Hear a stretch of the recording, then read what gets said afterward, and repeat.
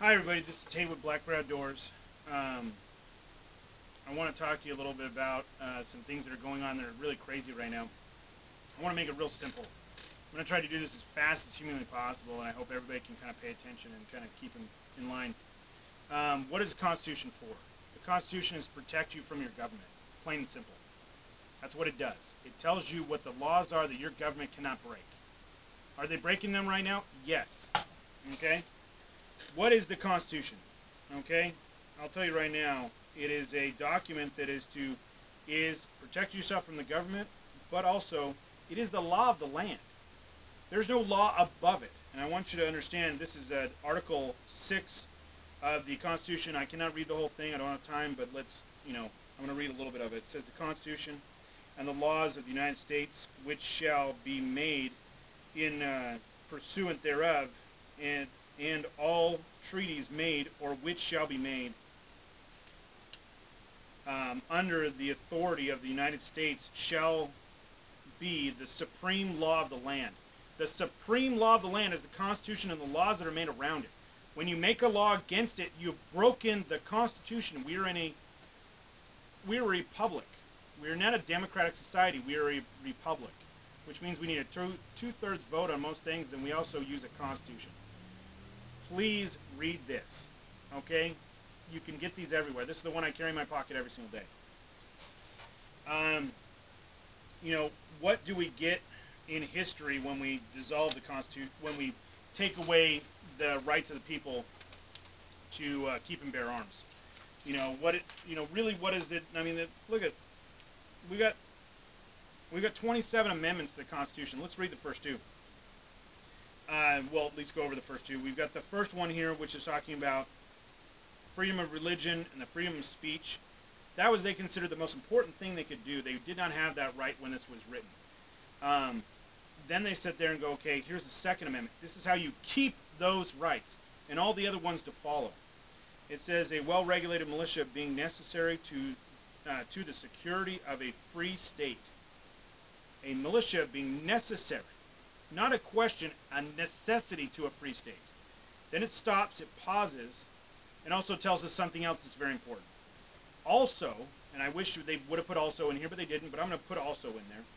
The right of the people to keep and bear arms shall not be infringed. Period. Cannot be infringed. How do you interpret that any different? There's no interpretation of that besides shall not. If you want to change it, do so. Please. Do it. Then I have nothing to bitch about. Instead, what you're trying to do is go around everything with presidential mandates and executive orders and everything else, and these politicians making laws that are against the Constitution. We know that these things are against the Constitution when Washington, D.C. had a ban on handguns, and the Supreme Court came out and finally, after 4 or 5 years, decided to obey the Constitution, the law of the land, and abolish that law because it was unconstitutional. Simple as it can be, because it infringed on your right to bear arms. Simple. Okay? What happens when your rights are being infringed when they take away guns? Let's just find out right now. History lesson, real simple here, people. We have a history lesson that's going to talk about what happens when they take away guns. Okay? It's happened a lot in history. We all know that history repeats itself, but it's repeated itself a lot more than what I'm going to give you right now. But these are the ones I thought would be, that most people would know about. 1929, Stalin takes guns away from his citizen population. He murders over 20 million people. Not 20,000, not 200, 20 million. Not 10, not 15. If it's only the one person we can save, BS. I'm not willing to save one versus 20 million. Then we go over here to Mao. Took away his guns out of his civilian population in 1935. He then murdered over 20 million people. Everybody knows this one, Hitler. In 1938, he took away his guns from his civilian population. He murdered 13 million Jews. Do you think the Jews thought it was a good idea to take away their guns? Do you think it would have happened if every one of those Jews had an AK-47?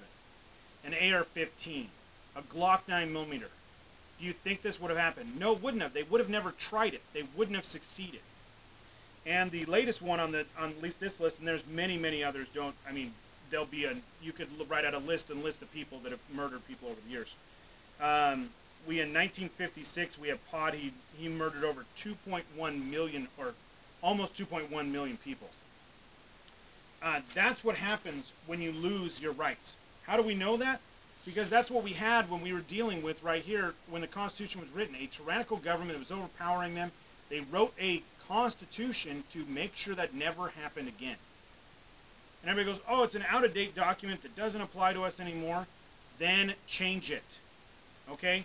We have 27 amendments to the Constitution, and the last one, it was the 27th that was ratified in 1992. Not 200 years ago, not 300 years ago, less than 25 years ago. Okay? Real simple, people.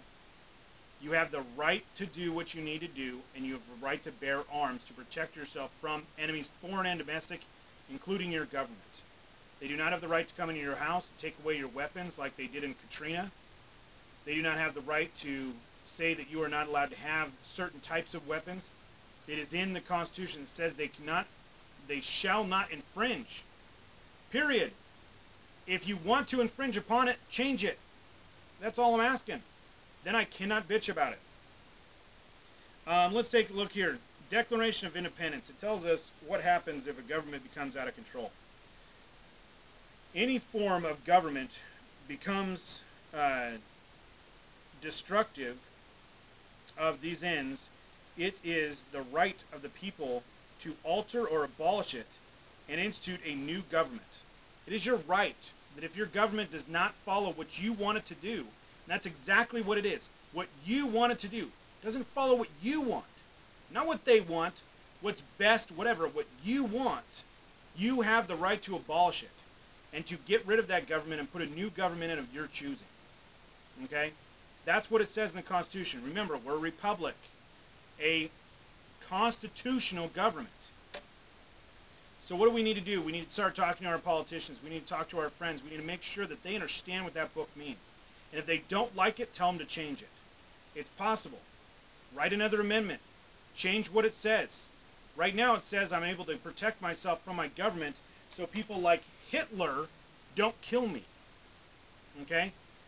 Now, you've seen everybody compare every politician to every different crazy person on the face of the earth. I don't care about that. What I care about is my right to make sure my government fears me more than I do it. And right now, I don't know about you, but I do not feel like, I feel like I'm being taxed without representation. How this whole thing started in the first place. I do not feel that my government is protecting me. I do not feel that my government is taking care of my needs. And I don't feel that they're actually listening to what I'm saying. I don't know about you. Ask yourself that question and make sure that that question is, yes, they are taking care of me. Otherwise, we need to do something. And the first thing is by not letting them take away your right to do so. All right. Have a great day, and we'll talk to you guys later.